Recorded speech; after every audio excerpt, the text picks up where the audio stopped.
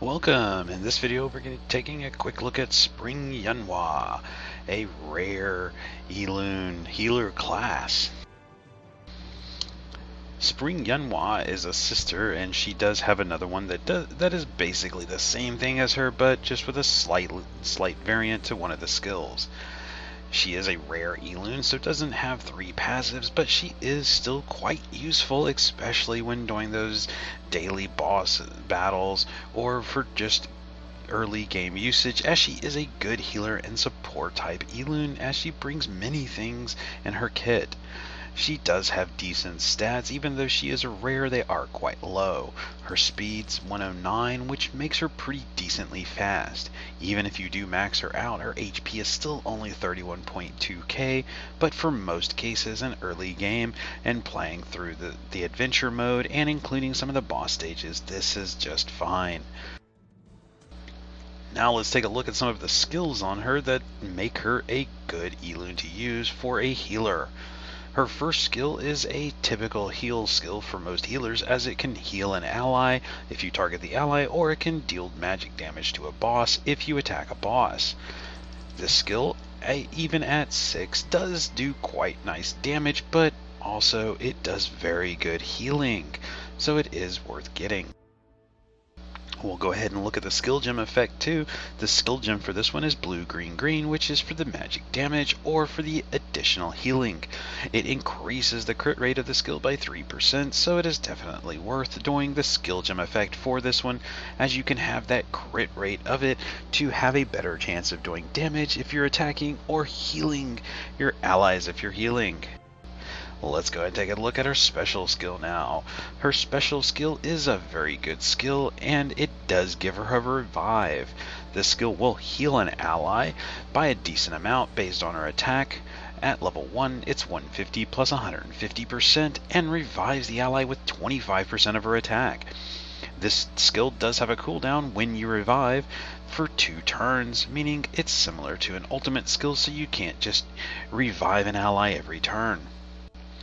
However, once you get the skill maxed up to the 6, the heal, the single target heal, does go up to a very nice 1270 plus 270% of her attack, but the revive, more importantly, goes up to 50% of her attack, meaning that you want to have her on good attack stats so that she can revive with a decent amount of HP.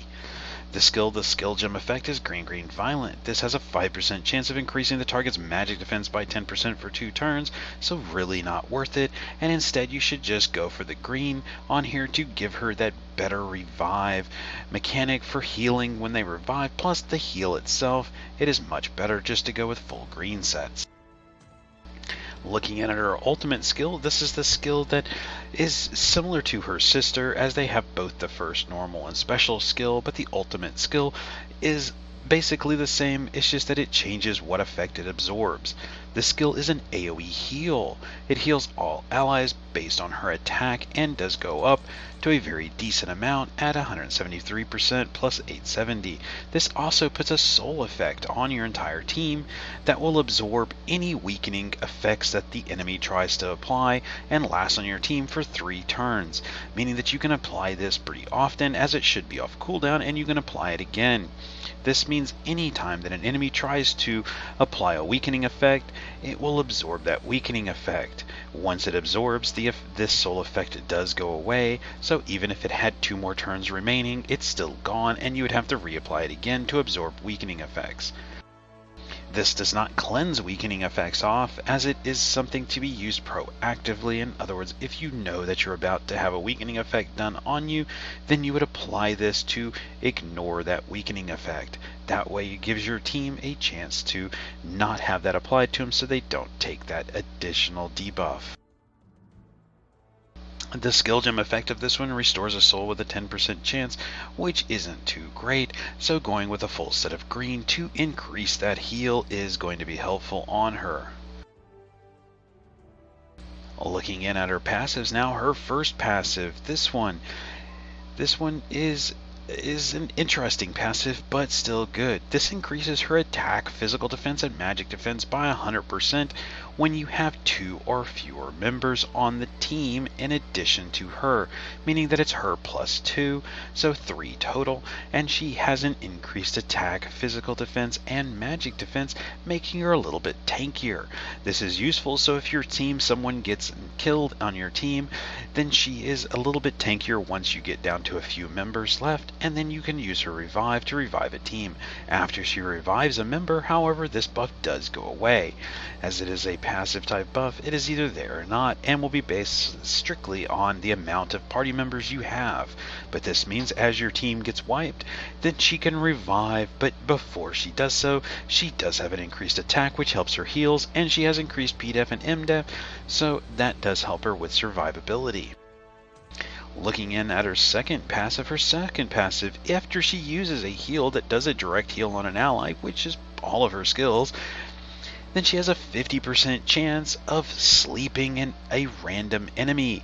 This makes it very good, as you can constantly just keep healing yourself and putting to sleep an enemy that you're fighting. It is random for which one, but it's still a one-turn sleep.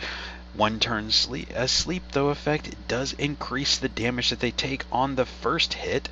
If it's multi-hits, it's only the first hit, but it does increase the damage by 50%, meaning that you can use her with a nuker, and you can heal somebody, put an enemy to sleep, and then you can instantly attack them with a single hit nuke and do 50% more damage, making her a little bit better for doing damage to enemies as well. That also gives her a little bit of a CC chance. As it's only a 50% chance, it is still quite decent, and you can still do good damage with your team, but also have a chance to CC with her. This does make her quite useful as not just a healer, as she has a heal on every skill, but also she is a reviver, and she can survive better with herself with her passives. For rare Elunes, they don't have dimension slates, so it's not something you're going to be able to get. Now, looking at the gear, what kind of gear would you want to give her? And that's going to be anything that does good healing. So giving her a good healing set is going to be very good. As all of her heals are based on her attack, you're going to want to have her on good attack too. However, if you're worried about her dying, or if she's dying too much in boss battles, if you're using her there or other places, then you can put a HP in her offhand slot and then attack in her primary slot. She is useful for different things, so going with something that increases her defenses as well as her healing is going to be useful. So a healer set would be good to use on her, but any set that gives her better tanky stats is going to be helpful, as she is rare and her base stats are going to be quite low. This is a pretty good Elune to use, and a lot of times overlooked. Her sister also is quite decent too, as she can provide the resistance with her ultimate skill against a different effect. However, Spring Yuhwa is a weakening effect type 1, and that one is going to be a more common type effect you're going to face, and something that is going to be more useful than her sister. So that's why I suggest building the Spring Yuhwa among others, because she does give that weakening effect resistance or absorption, so you don't have to worry about it. It makes her quite nice when dealing with certain other enemies or enemy teams that you're going to be fighting in boss battles or wherever, or even in PvP at early game. That's going to be it for this one. If you have any questions or comments, please leave them below.